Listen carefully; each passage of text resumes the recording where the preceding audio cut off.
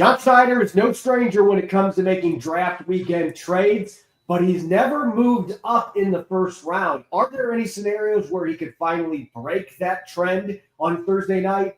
And if he decides to trade down again, which teams could be candidates to move down in the first round? We're going to be breaking it all down here on our Tuesday edition of Locked On Seahawks.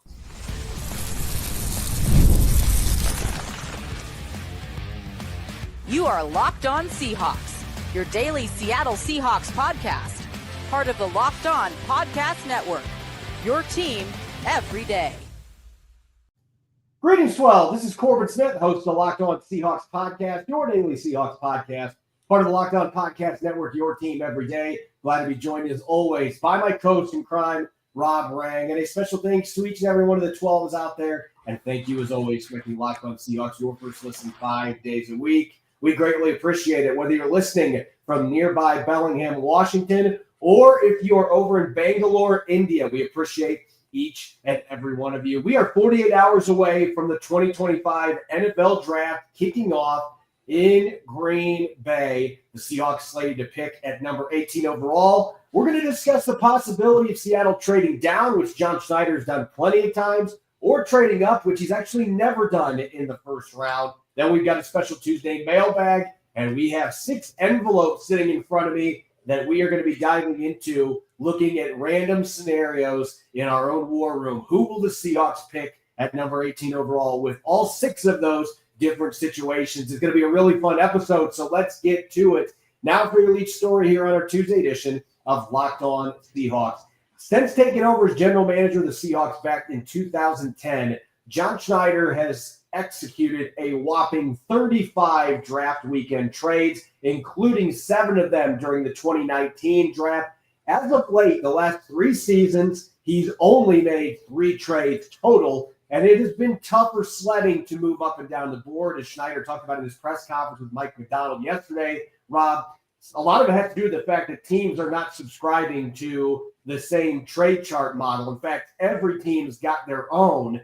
And so the Seahawks and other teams are starting to make adjustments to that, trying to have communication build up before the draft with teams so they know what teams are expecting based on their own trade value charts, what they value in terms of compensation. It's a lot different than it was 5-6 years ago when teams basically were all using either the Jimmy Johnson model or the Rich Hill model.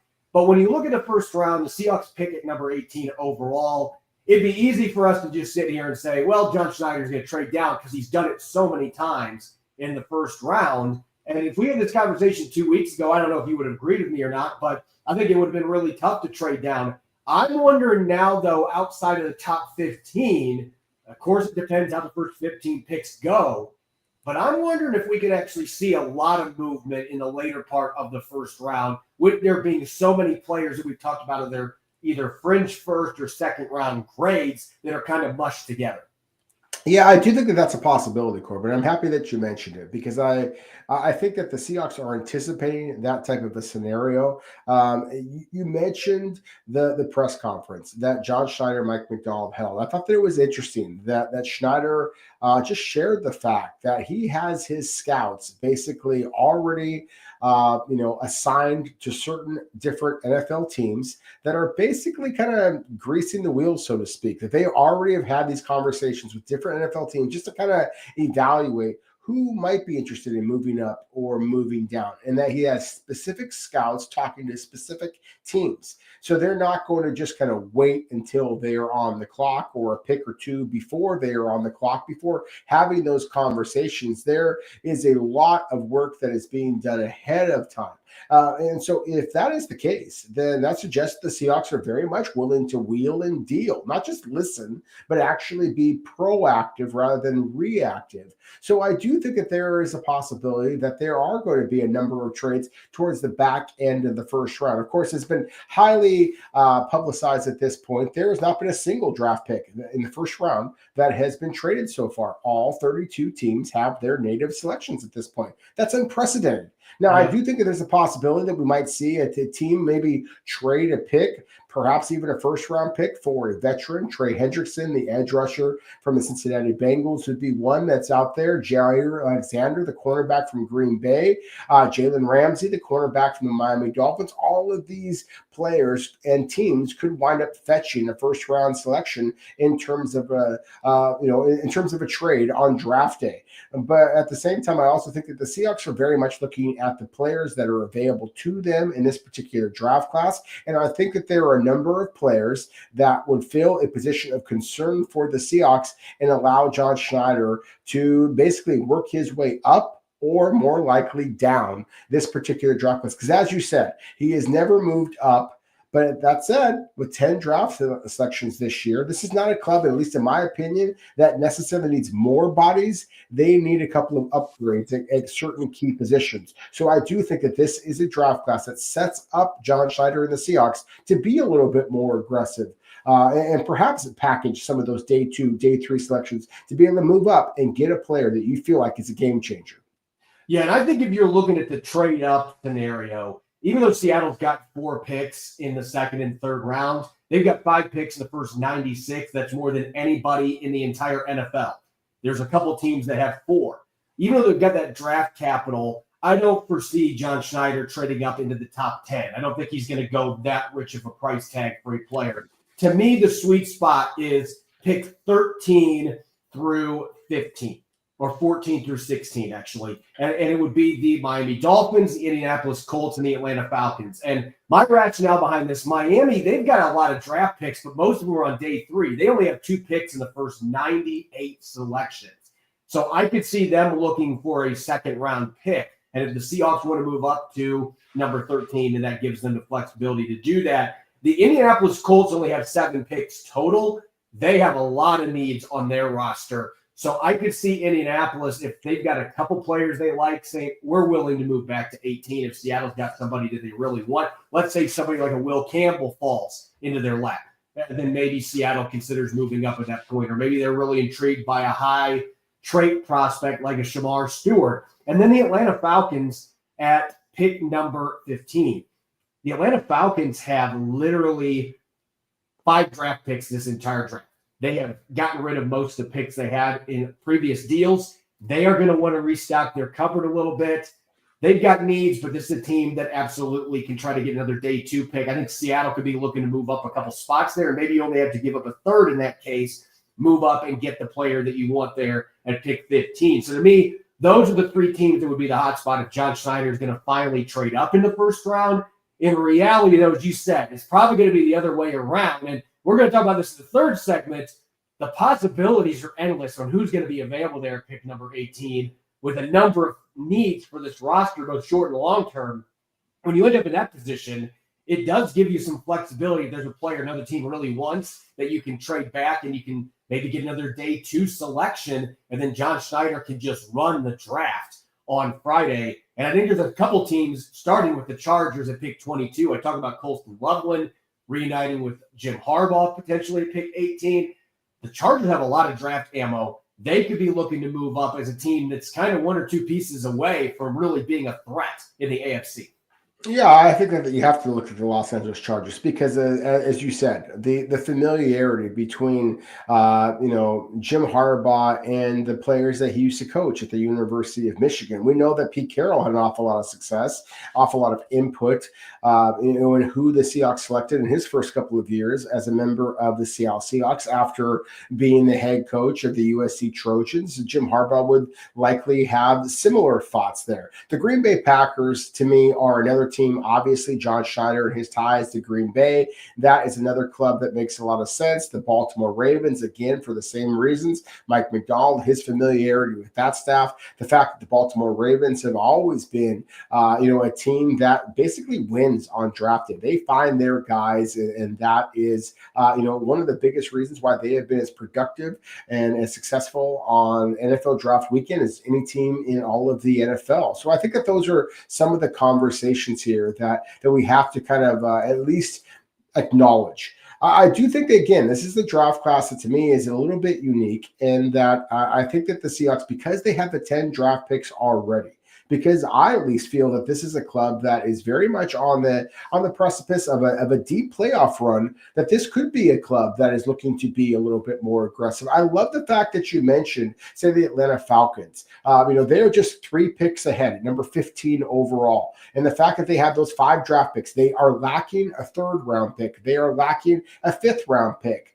It's interesting because Seattle has 2 3rd and 2 5th round picks. So again, there is something to kind of tie in there. The Seahawks have some coaches on their staff that have some experience with Raheem Morris, the head coach of the Atlanta Falcons. So there is a little bit of familiarity there. And I have the Falcons, the Arizona Cardinals at number 16, and the Cincinnati Bengals at number 17, all taking defensive linemen that I think are going to be really intriguing to John Schneider and to Mike Macdonald. And those players would be Mykel Williams to the Atlanta Falcons, Derek Harmon to the Arizona Cardinals, and then Shamar Stewart with the Cincinnati Bengals. Again, in my final mock draft, I had the Seahawks going with the offensive lineman Kelvin Banks Jr. from Texas. That said, I do think that the Seahawks are going to be really intrigued, but if any of these defensive players happen to start to slip down the board, just because of the upside, I think is going to be really intriguing to the Seahawks. So that's the reason why I think that there is a possibility that Seattle might trade up a little bit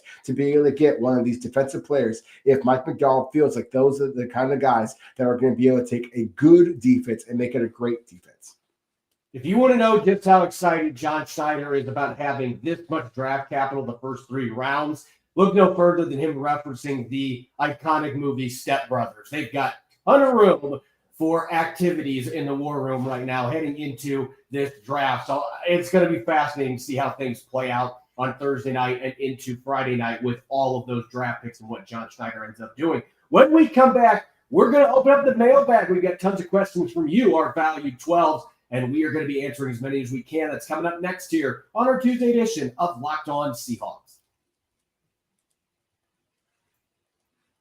There's nothing like the atmosphere of an NBA playoff game. Every bucket, every defensive stop, every moment feels huge. It's electric in the arena, and with Game Time, you can be part of it without the stress of last-minute ticket hunting. Game Time makes it fast and easy to get playoff tickets, even when demand is sky high. Prices in the app can't actually go down as tip-off gets closer, and their last-minute deals can save you up to 60%. Here's why I use Game Time. Last-minute deals save me up to 60%, and I can do it the day before, whether I'm attending sports, concerts, comedy, or theater. And with their all-in pricing, there's no surprise fees at checkout. What you see is what you pay, and I get to see my views from my seat before sending in my credit card information. Take the guesswork out of buying a ticket with Game Time. Download the Game Time app. Create an account and use the code LOCKEDONNFL for $20 off your first purchase. Terms apply. Again, create an account and redeem the code LOCKEDONNFL for $20 off. Download Game Time today. Last minute tickets, lowest price, guaranteed. Welcome back to the Tuesday edition of Locked On Seahawks. This is your host, Corbin Smith. He's Rob Rang. A special thanks to each and every one of the 12s tuning in. And thank you, as always, for making Locked On Seahawks your first listen 5 days a week. We greatly appreciate it. It has been quite some time, Rob, since we opened up the mailbag and since we're a couple days away from the draft. Plenty of questions from our valued listeners. So we're going to dive into the mailbag today. Let's get started with our first question coming off of X from Jason Yee. If all 3 Michigan players are available at number 18, so in this case, Colson Loveland, Will Johnson, and Kenneth Grant, who do you think is the best selection for the Seahawks? And this is an interesting question because Will Johnson is the highest on draft boards, those 3 pretty much universally. But if you're looking at current needs, might not necessarily be their biggest need right now compared to those 2 other spots. Yeah, for me, it would be Colson Loveland, the tight end. I just think that he makes your offense that much more dynamic. Look, I'm a big fan of Will Johnson and to a lesser extent, Kenneth Grant. I think that that's actually the biggest position of concern for the Seahawks is Kenneth Grant can play that nose guard position that Jonathan Hankins left vacated. But at the same time, to me, Colson Loveland is a player that frankly is not going to be available to the Seahawks at number 18. I have him going to the Indianapolis Colts, number 14 overall. I think that that he would be a steal at that point.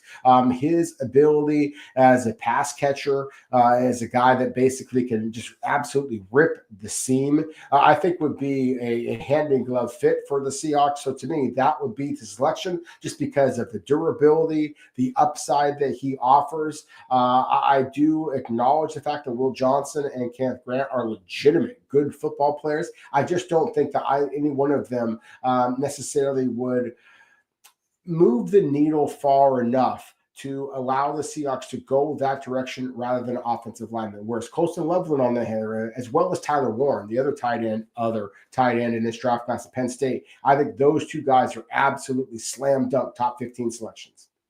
Our next question here from Hawks fan 12. Given the depth of this draft at positions of need, tight end, offensive line are the ones pointed out in the question, and us holding 10 picks and 5 in the first 96, do you think this gives us the opportunity to possibly take a chance on someone like a quarterback early, knowing we can still possibly get solid value elsewhere? Absolutely. And listen, I have been talking about this ad nauseum the last week and a half since Jalen Milroe visited the Seahawks on an official 30. And listen, if you've listened to the show, you know my thoughts on Jalen Milroe. Do I think he could hit in the right situation? He could. And if he does, he's got a chance to be a star.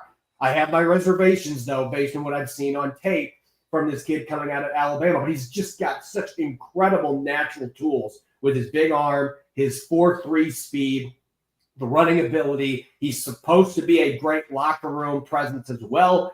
If he is available to the Seahawks, I would say even 50 or 52, and the Seahawks feel like they can address other needs later in the draft, they could absolutely pull the trigger there on somebody like a Jalen Milroe and take a quarterback that maybe isn't viewed as one of their bigger needs in the short term, and he could take a shot at somebody that has a higher ceiling than any of the quarterbacks on their roster. With that said, I would still say the chance of that happening is pretty slim, especially after signing Drew Lock. I think the Seahawks are going to be attacking a number of different needs, and there's not necessarily an order that they have to do that, but I would be still pretty surprised if they took a quarterback in those early selections or a running back. I mean, I've learned never to be surprised with Josh Schneider with running backs, but I would be very surprised if they took a running back in the first 3 rounds as well. Our next question from Brian the Butcher on X. What position group would you be most disappointed Seattle used an early pick on? So let's just say pick number 18, Rob. What would be the most disappointing usage of that pick, in your opinion? That's a hard question for me because I have enough respect for the Seahawks scouts and coaches that if they view that a player at number 18 overall is the guy, then I am likely to agree with them. I just usually see the high upside potential of the players that the Seahawks select at that point. Now, I haven't always agreed with some of their selections, but at the same time, again, I've understood what they were thinking and why they went that direction. I guess I'll just kind of mention the wide receiver position because I know that there's an awful lot of Seahawks fans who are just, in angst at this point, that they just don't want the Seahawks to select a wide receiver. I would argue that is a position of concern for the Seahawks. As you and I have talked about, Corbin, the Seahawks have arguably the slowest wide receiver core in all of the NFL. They have 9 wide receivers on their roster, only 2 of whom have ever run a 40-yard dash in 4.49 or lower. And that to me is very much a concern given the offense of which they're running. That said, I think that this is a team that needs to get more physical, tougher at the line of scrimmage, both on offensive and defensive lines. And so if the Seahawks were to go with a wide receiver, maybe even a safety, even though I consider safety and corners to be positions of concern for the Seahawks, at least in terms of depth, that I would be concerned that Seattle is getting away from the blue-collar physical nature that I think has the Seahawks that resulted in the Seahawks winning the Super Bowl all those years ago, and is exactly what I believe that Mike McDonald is trying to bring to the Seahawks. Our next question from Marcus on Blue Sky. Most likely to be traded on draft day, Ken Walker, Boye Mafe, or Rick Woolen. And I think that this question probably is coming off of an article that I wrote today because, look, there have been a lot of rumors out there about the Seahawks potentially dangling Ken Walker III and Rick Woolen going into this draft process because they're going to be free agents next year. And as I wrote on Emerald City Spectrum today, I understand the thought process there. If you're not going to re-sign those players, or you think they're going to be too expensive and they're not part of your future plans, then you might as well get a draft pick for that player instead of hoping that you get a decent compensatory pick. I understand that logic. I'm not saying that I would do it. But if John Schneider was going to move one of these three, and this maybe will surprise some of our listeners, I think of the three, the one that would have the most value and would make the most sense to move would actually be Riq Woolen, because he's been benched each of the last 2 seasons. And I'm wondering if Mike McDonald views him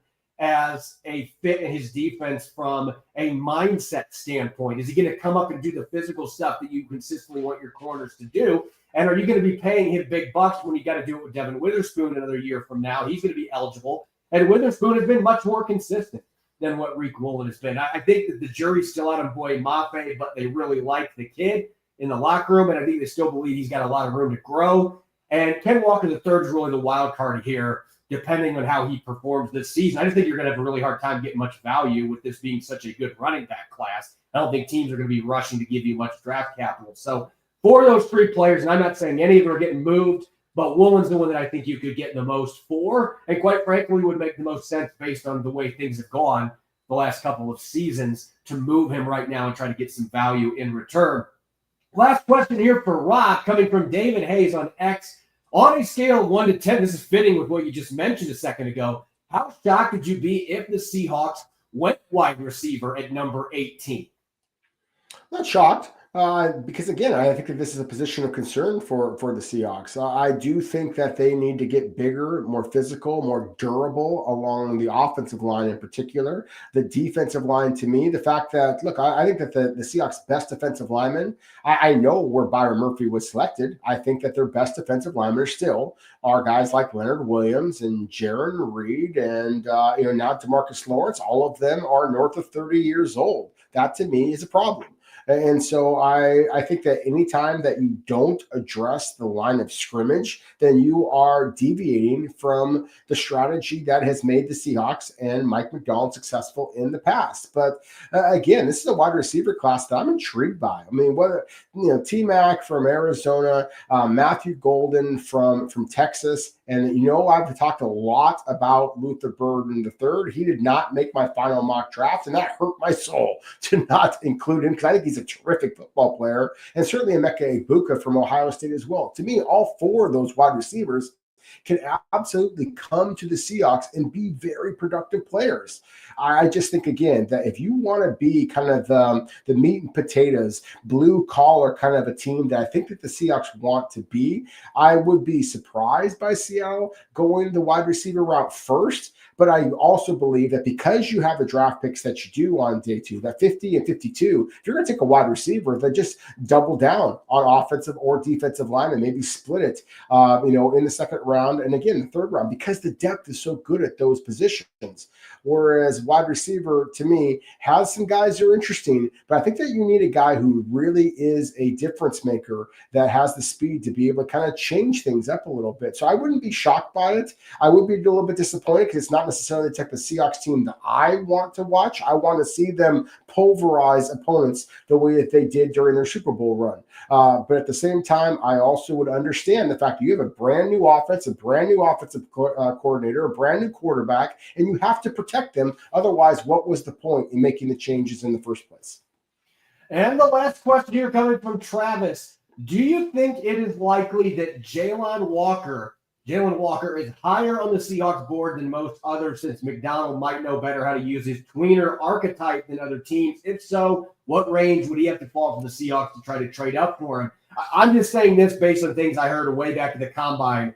I don't think the Seahawks are any higher on Walker than what other teams are. I actually expect he's going to be gone in the first 10 picks. I don't think that he gets past the first 10. And if he does, it's not going to be past San Francisco at 11 or Dallas at 12. Both those teams are going to be licking their chops for the chance to draft this kid if he's there. So if you're wanting to get him in your Seahawks, I think you're going to have to go up at least 7 or 8 picks to do it. And quite frankly, with the players they have, I don't think that he's the needle mover with what they need to justify doing that, moving that many picks. I think he's a really good player. I'm just not sure that he's the guy that is going to move that needle, as Rob mentioned a couple times already, to justify what you have to give up to move up that far to get him when there's going to be other really solid players that you have a chance to get at pick number 18. When we come back, that was really a perfect segue because I've got 6 envelopes sitting in front of me. And Rob, I'm going to be asking you to give me a number, and we are going to simulate the draft 6 different times. And you and I are going to be in the war room. We're going to try to make a selection. So this might be a very interesting exercise. We'll get to that coming up next year on our Tuesday edition of Locked On Seahawks. This episode is brought your way by Amazon Fire Stick TV. Did you know Fire TV is also an Xbox? Turn any TV into your gaming and entertainment hub with Fire TV Stick 4K devices. No console required. Just grab your paired controller, subscribe or sign in to Xbox Game Pass Ultimate with EA Play included, and you're ready to play. You can dive into hundreds of premium titles, including EA Sports College Football 25, as easily as you stream your favorite shows. It's gaming made simple, and it's all on your Fire TV. With Wi-Fi 6, 6E, and auto low latency mode advanced technology, Fire TV Stick 4K delivers smoother, more responsive gameplay with lightning fast speeds that you need to stay competitive. Playing high-quality Xbox games at a fraction of the cost of the console is now attainable. A Fire TV Stick 4K device makes it easy to travel with, allowing you to take you or your kids' favorite games wherever you plug in. Head to Amazon.com/Fire TV Locked On to get started. Xbox Game Pass Ultimate subscription and compatible controller required. Available on select devices, including Fire TV Stick 4K, Fire TV Stick 4K Max 1st and 2nd Gen, and Fire TV Cube 3rd Gen. Welcome back to the Tuesday edition of Locked On Seahawks. It's your host, Corbin Smith. Glad to be reporting from our war room, our virtual war room. It's like 2020 with COVID. My co-host in crime, Rob Rang, and a special thanks to all the 12s who are tuning in. Thank you, as always, for making Locked On Seahawks your first listen 5 days a week. We greatly appreciate it. The most intriguing part about having a pick that is in the teens, the late teens like the Seahawks do at pick number 18, particularly in a draft like this that isn't necessarily top-heavy with blue chippers, but has a lot of really good potential starter caliber players in it. It is just wondering who is going to be available to you when John Schneider is actually on the clock.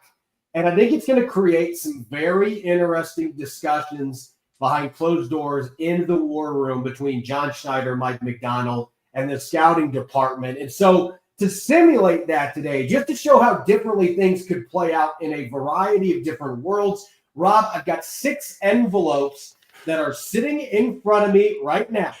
And you're going to be giving me a number, and I'm going to be opening up that envelope, and we are going to be looking at who is available at 6 different scenarios, and then you and I have to quickly, we got a couple minutes to figure out who we are going to draft as the Seattle Seahawks. No trades in this scenario. We are picking a player, and so let's have fun with this. We get 6 different scenarios. So, Rob, give me a number between 1 and 6. Well, my favorite number, growing up and watching Notre Dame football, I'm not quite as old as Babe Ruth, but still seeing the highlights of number 3 kind of, I'm not sure that you would say scampering around the base pass when he would hit a home run. But my favorite number has always been number 3, so that's the number I'm going to start off with. So let me hear what is inside the envelope for number 3, sir. Okay, so I'm opening up, those either listening, I'm opening up the envelope here, and with number 3, scenario number 3, who's on the board here. Our highest ranked player, these are off of our big board. We've got Colston Loveland from Michigan, Derek Harmon, the DT from Oregon, several Georgia players. We've got Michael Williams and Malachi Starks, Nick Amanawari. We've got a couple Alabama players in Jihad Campbell and Tyler Booker. Luther Burden III is available, and Walter Nolan from Ole Miss. Again, this is the 9 players that are atop the draft board that we are working with. A number of these guys we've talked about. A couple of them visited the Seahawks. Rob, looking at that list, look, I know there's a couple guys you really want that aren't there, but make an argument real quick who we should go with here. Well, you mentioned that John Schneider talked about the fact that they were referring to the movie Step Brothers. I mean, did we just become best friends? I mean, that's basically what I think that John Schneider would be saying to the rest of the general managers, because I see a number of players on that board, that would make an awful lot of sense. I think the Seahawks, frankly, would be trading back at this point. But for me, the player that I think makes the most sense would be Derek Harmon, the defensive tackle from Oregon. I know that I am higher on him than a lot of people are nationally. I think that that's going to change here in a couple of days when Derek Harmon winds up going much earlier than people anticipate. He just has the size, the physicality, the positional versatility that I think absolutely scream Mike Macdonald. And I think that the Seahawks have the defensive line in place. Just the leadership I mentioned before, Leonard Williams, Jaron Reed, DeMarcus Lawrence, the guys that are going to keep a young buck like Derek Harmon mentally focused and allow him to achieve his greatest potential. His greatest potential, in my opinion, is the best defensive lineman in this draft class, bar none. So at number 18 overall, to me, that's a steal. Yeah, you can go with Derek Harmon. Let's just make separate picks if we don't agree, because as much as I like Harmon here, look, I look at this list and immediately there's a couple of guys that jump out to me that visited with the Seahawks, two of them in particular, Nick Manalori and Jihad Campbell. But I'm actually going to go a different direction here, and some of our listeners are going to say, but the scheme fit. If you were listening to Mike Macdonald yesterday, I don't think that scheme fit is necessarily going to rule out a player like Tyler Booker. And you mentioned earlier, they need an alpha in the trenches. They need a guy that can get after it. And look, turn on the tape. The guy can zone block. I've watched him do it the last couple of years. He's one of the best pass protectors in all of college football, in part because good luck getting around him as wide as he is. This is a massive human being that I think is a lot more athletic than he tested. You can see it in the film. They need nastiness. So from this group, I'm going with Tyler Booker as my selection here. So we're both going trenches, but we're getting offensive line, in my case, defensive line for you. Real quick now, you are a fan of the number 3. I am the fan of number 5. So let's open up scenario 5 here with the best players available. And this one is compelling in the sense that if we could trade, you got to believe there's going to be some teams calling John Schneider because a certain quarterback, Shedeur Sanders, is still on the board. I don't think the Seahawks would pick him at number 18, but there's certainly still some really good players. And Gray Zabel's available this time. Kenneth Grant is available this time. And so is Donovan Ezeraku. So we got a few players that went before we were up in the last scenario that are available here that opens up the door for some possibilities. Yeah, and I love the fact that you just acknowledged the possibility of a trade down, especially with Shedeur Sanders available. I think that the Pittsburgh Steelers, number 21 overall, would be aggressively looking to possibly move up. I think that the Seahawks have some that Shedeur Sanders would be a good fit in Clint Kubiak's offense. Now, is he a good enough fit to justify taking that quarterback at this point? In my opinion, no. And that's why I'm going to go with a quarterback on defense, and that being Jihad Campbell. As we talked about, or at least we had a question from one of our listeners. And as you often say, Corbin, thank you so much to all of our listeners who submit these questions. But they mentioned Jalen Walker. To me, Jihad Campbell has some of those kind of traits, that he can be an edge rusher. He also can be an off-ball linebacker. I don't think that inside linebacker necessarily is a position of concern for the Seahawks, just considering the fact that Ernest Jones Jr. Ernest Jones the fourth, and as well as Tyrese Knight, both are terrific football players. Still, I do think that Jihad Campbell has incredible upside. And so to me, in this scenario that you just positioned here, I think that he would make an awful lot of sense, assuming, of course, that the medical checked out for the Seahawks. Yeah, you make some compelling arguments. Campbell would be very high on my list. But you and I, if I would have got the Michigan question earlier for the mailbag, I would have said Kenneth Grant. And I've loved this kid since I watched him just absolutely obliterate Washington in the national title games years ago. And I remember texting you like, when can I draft this guy? And he said, well, not this year. And I was bummed because that's how good he looked. Look, this guy's 340 pounds, but he can rush the passer like he's 315. He is a phenomenal football player. And I just think Mike Macdonald, not just the Michigan link, but Mike Macdonald's going to look like, I'm getting a nose tackle who can also rush the passer. I think Kenneth Grant makes way too much sense there. And if he was on that last scenario, I would have picked him in that one. That's how high I am on this kid. And I think he's going to go higher than a lot of people are projecting. So we'll see if he's even there for the Seahawks 18, because this is not a typical nose tackle. He's got pass rushing ability, and he's extremely athletic for his size. All right, Rob, we've done numbers.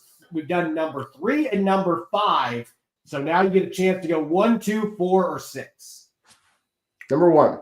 I feel like, again, the Sandlot, the heater, number one. He's throwing the heater. Let's see what we got here for number one. Oh, man, one of our listeners that asked about Jalen Walker earlier is going to be very excited about this scenario because this is the rare instance where a projected top 10 to 12 pick falls into Seattle's lap at number 18. With Walker, you've also got Matthew Golden, the receiver from Texas, Jahdae Barron, the corner from Texas. You still got Booker and Zabel here, and Kenneth Grant, Nick Amenawari. Honestly, Rob, this would be one I'd have a really hard time with because I think this is the deepest crop of players we've had so far to choose from. Yeah, again, I'm just going to put up the number one again and go with the first player on that list, and that being Jalen Walker. As I mentioned before, I just think that a guy that has his juice off the edge, his ability as an off-ball linebacker is, it's funny because, kind of going back to the conversation that some people are having about, say, a Travis Hunter and his ability as a wide receiver. I grade him exclusively as a wide receiver. He was my top receiver in this class. I grade him exclusively as a corner. He was my top corner in this class. I did the same thing with Jalen Walker. He is among the elite edge rushers, right there behind Abdul Carter, in my opinion. Absolutely a top 8 lock. I can't imagine a scenario in which he is not selected by the Carolina Panthers or one of the teams ahead of him. I actually have him going number 6 overall to the Las Vegas Raiders, and Pete Carroll gets a guy that is a dynamic edge threat as well as the off-ball linebacker that Pete Carroll quality defense always has prioritized. Yeah, I'm going to agree with you on Walker. I just think that this would be one of those instances where if a guy fell in your lap like that, you're running the car with his positional flexibility. His upside is still untapped. To me, this is an easy one. Okay, I'm going to go with number 6 here. And this is another fascinating one because this one features 2 players falling. Will Johnson, the corner from Michigan, Kelvin Banks Jr., the guard tackle from Texas. You've also still got Barron, Amenawari on there, and Gray Zabel. Look, Rob, this is one of those home run situations for me where there's some really good football players on here. But if Kelvin Banks falls in Seattle's lap, this is one where I'm probably pulling a hamstring sprinting to the phone to call in that number, to call in that name. I think it's got to be Kelvin Banks Jr. To me, the best zone blocking lineman in this draft class, and I'm incredibly intrigued moving him to guard in Clint Kubiak's offense. Again, I'm rushing to go make this pick. Well, Kelvin Banks Jr. is the player that I actually projected for the Seahawks to select. So I do think that there is a strong likelihood that would be their selection in this particular scenario. I would mention Will Johnson. I do think that his upside is intriguing enough. And again, I just think that there is enough talented guards that you would at least be able to consider that possibility. But I certainly like the selection of Kelvin Banks for the Seahawks as well. And we've got one more here, opening up number 2, envelope number 2. We've got Kelvin Banks Jr. on this one again. We've also got Derek Harmon returning, Gray Zabel and company. Listen, this is going to sound like a broken record, Rob, but again, all these were done separately on different draft mock simulators. If Kelvin Banks Jr. is on the list, I don't care who else is on there unless, say, somebody like Walker falls to you or Tyler Warren. If it's somebody that just absolutely think there's no chance he's there, then that's different. But Kelvin Banks, to me, is the most realistic pipe dream selection for the Seahawks. So on this list, no offense to Colston Loveland and some of the other really good players in there, but I have to go with Kelvin Banks Jr. Yeah, again, I just think that his positional versatility, and he did not play left guard for the University of Texas, but that's where I think that he projects best. I love the fact that he was a 3-year starter, incredibly durable player at that left tackle position. I thought it was interesting that John Schneider and the Seahawks did not already basically acknowledge that they are likely to be extending Charles Cross, or at least using that 5th-year rookie option. The fact that they did not do that yet, to me, suggests that perhaps they will take an offensive tackle in this draft class to push Charles Cross, or perhaps Abraham Lucas at the other side. That, to me, is one of the nice things about Kelvin Banks Jr., is because he does offer that positional versatility, and it gives the Seahawks as a franchise an awful lot of flexibility moving forward. And pardon both of us, we have gotten to the point, Rob, you've probably read 700 names on our podcast for the last 4 weeks. I'm probably in the same vicinity. We're going to mix guys' names up at this point because it's just all turning into a blur. We are ready for draft night to get here on Thursday night. As always, you can follow me on X and Blue Sky and Corbin Smith NFL. You can follow Rob at Rob Rank. Make sure to subscribe to Locked On Seahawks on YouTube and wherever you get your podcasts to make sure you don't miss a single episode. When we return tomorrow, we're going to have our burning questions and predictions segment like we always do the day before the draft. We're going to dive into some predictions that we're going to be making, and it might not just be Seahawks predictions, just the draft in general, and we'll have some burning questions that we're going to be tackling from a Seahawks perspective. Make sure that you listen in and enjoy the rest of your Tuesday. Go Hawks.